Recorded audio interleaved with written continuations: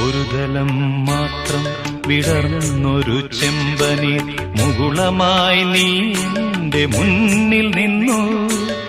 ഒരു ദലം മാത്രം വിടർന്നൊരു ചെമ്പനീർ മുകുളമായി നീ എന്റെ മുന്നിൽ നിന്നു.